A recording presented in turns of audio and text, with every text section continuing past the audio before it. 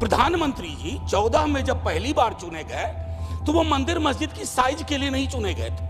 2 करोड़ प्रतिवर्ष नौकरियां उनका वादा था। आपने वो तिलिस्म विकसित कर लिया है कि समस्याओं को एड्रेस किए बगैर भी चुनाव कैसे जीते जा सकते हैं। अगर 80 करोड़ लोगों को आपको अनाज देना पड़ रहा है तो मुझको अर्थव्यवस्था पर कोई टिप्पणी नहीं करनी है। हंगर इंडेक्स पे खुल के कहिए हम मीट नहीं कर पाए हैं। ये सत्ता पक्ष और विपक्ष का मामला नहीं है, ये मामला है हमारे कलेक्टिव फेलियर का।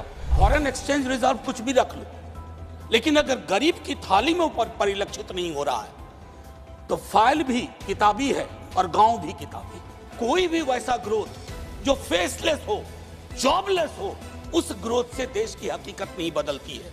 जब कश्ती साबितो सालिम थी, साहिल की तमन्ना किसको थी?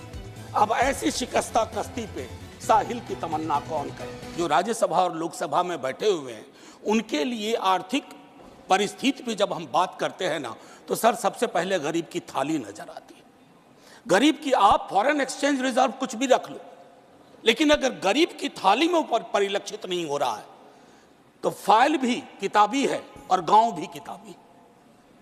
मैं सिर्फ, और हाँ बहुत बढ़िया कहा जावड़ेकर साहब ने कहा 80 करोड़ लोगों को, हालांकि मैं उस शब्द का इस्तेमाल नहीं करूंगा कि मुफ्त कुछ नहीं होता है सर।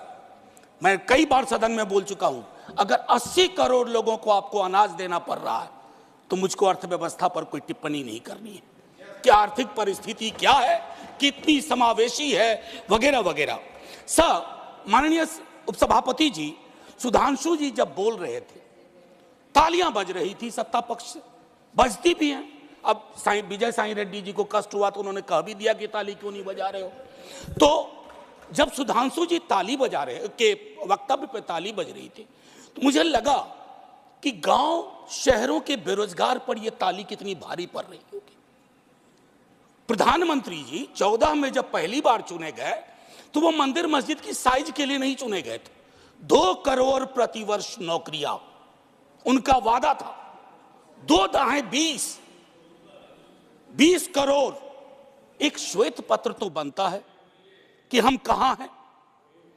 सर माननीय उपसभापति महोदय, मैं कुछ चीजें आपके मध्य, क्या ऐसा तो नहीं है कि हम मानव विहीन और मानवीयता विहीन ग्रोथ स्टोरी के पक्ष में भजन गा रहे हैं, करतल ध्वनि कर रहे हैं? सर कोई भी वैसा ग्रोथ जो फेसलेस हो, जॉबलेस हो, उस ग्रोथ से देश की हकीकत नहीं बदलती है। सर बड़ी बड़ी बात लोग कर रहे थे। अभी पिछले महीने ये खूबसूरत किताब आई है, वेल रिसर्च्ड। आधी किताब में सर रेफरेंस है, ये है अनइक्वल। सर हम किन देशों से पीछे हो गए हैं पता है? छोड़िए अमेरिका यूरोप की बात, बांग्लादेश और नेपाल इनकम इनइक्वालिटी को एड्रेस करते हुए मानवीय सूचकांक में हमको पीछे छोड़ चुका है। ये है सर दस्तावेज, ये अनइक्वल स्वाति नारायण की। पॉवर्टी इंडेक्स पर आपने कई वर्षों से काम नहीं किया। आप आंकड़ों के बारे में तो सरकार का दृष्टिकोण है कि विश्व के टिम्बकटू में अगर एक आंकड़ा पक्ष का कोई बोल दो तो उसको प्रदर्शनी लगा देंगे। अगर कोई आंकड़ा सरकार को असहज करता है तो कहेंगे हम तो इसको मानते ही नहीं है, इनकी तो मेथोडोलॉजी खराब है। साहब नहीं, ये डिफरेंशियल दृष्टिकोण मत रखिए। हंगर इंडेक्स पे खुल के कहिए हम मीट नहीं कर पाए हैं। ये सत्ता पक्ष और विपक्ष का मामला नहीं है, ये मामला है हमारे कलेक्टिव फेलियर का। हमें एड्रेस करना होगा। आपको असल में लग गया, सर बस 1 मिनट लूंगा माफी के साथ।